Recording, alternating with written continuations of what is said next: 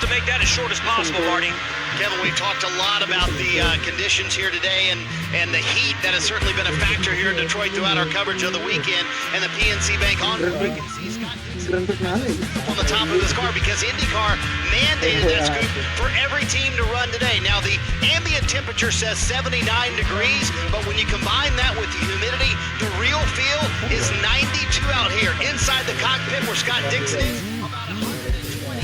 It has been brutal for the drivers this weekend, even after qualifying, which is just a few laps. We saw drivers completely exhausted. I heard of drivers taking ice baths before this race. Some drivers getting IVs, but that scoop will certainly help Townsend. These conditions so tough, and drivers will tell you, it's not the temperature, Townsend, it's the humidity. That's what really affects a driver in a place like Detroit. Yeah, and IndyCar, like you said, leaning in, mandating it so that drivers and engineers don't have to sacrifice their bodies. As you see the scoop there, that inlet, that at least gives an IndyCar driver the feeling of an old school IndyCar when it used to be true open cockpit and you had a ton of airflow. It makes a huge difference to have air circulating, and especially if you're going 170 miles an hour down the straightaway, it can really help keep your body and your core temperature cool. A little bit of cloud cover's moved in, so I know it didn't sound like much, but track temp at the front straightaway was 129, down dropped to 125. Chance of just a sprinkle maybe a little bit later in this race. And IndyCar's competition department have a special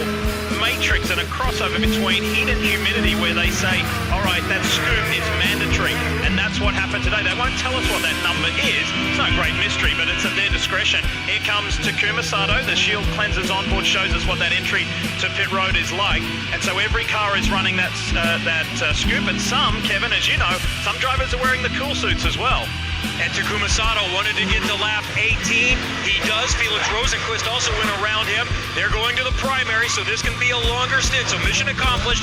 These are all on a strategy to be able to do it on one more stop, Marty. And you see Felix Rosenqvist leaving. They told him, if you can buy us one more lap. I know it's not fun. Behind the wheel, buy us that one more lap. We'll be able to run a little bit harder to the end. So the longer these guys go, Townsend, the more it opens up the playbook for the driver behind the wheel to be able to go as hard as he wants for the rest of the race. And I think it really speaks to the quality of the setup of the race cars. If you look at Ed Jones, he had to peel off 3 laps ago, just absolutely hanging on out there on the reds. Rosenqvist made it work a little bit longer. Now keep in mind, Rosenqvist had sticker reds to start the race. He did not have to qualify on reds because he didn't advance. It's actually a benefit, if you want to call it that. You have to start further back, but by not having to run sticker reds, doesn't have fresher tires that allowed him to extend this that much further into the first stint. So if Rosenqvist can find some good pace, Dixon's going to have to go to reds here.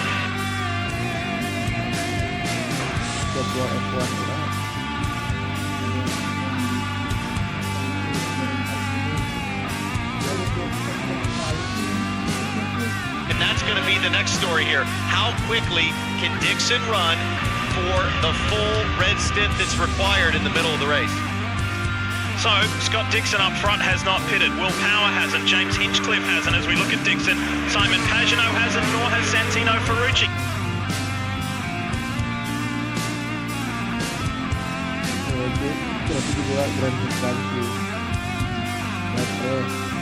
The first car in the line that has is Alexander Rossi. You see him in 6th position overall. Here is Marcus Ericsson.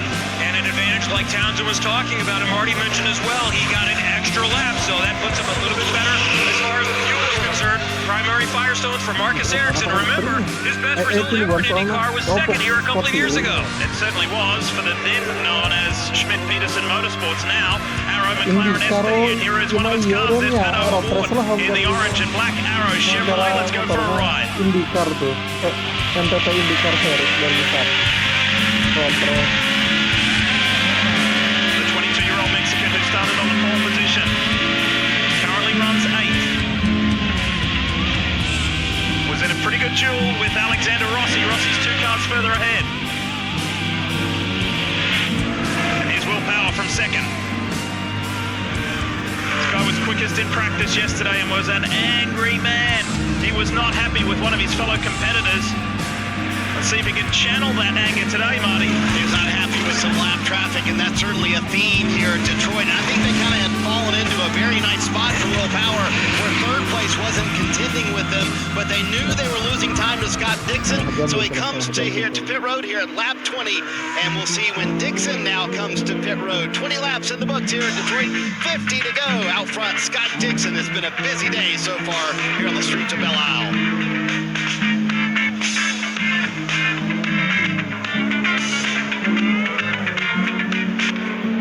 We welcome you back to the Chevrolet Detroit Grand Prix here on beautiful Belle Isle.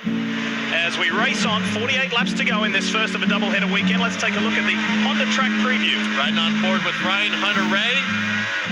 Final 2 corners before the front straightaway. Turn 12, turn 13, not quite flat out. Uses a little too much curb there because it's super steep. It kind of kicked Ryan Hunter-Reay over to the wall. But this gives you an idea of just how physical a lap around here can be. Hunter-Reay running down in 24th position, slapped the wall earlier in the race, had to make a quick fix to the rear toe link. And that's thanks to Honda. And that's unfortunate for Ryan because all Andretti Autosport cars have been having a really promising weekend. This DHL Honda had been in the mix. And unfortunately now RHR is down some 6 laps down in 24th position.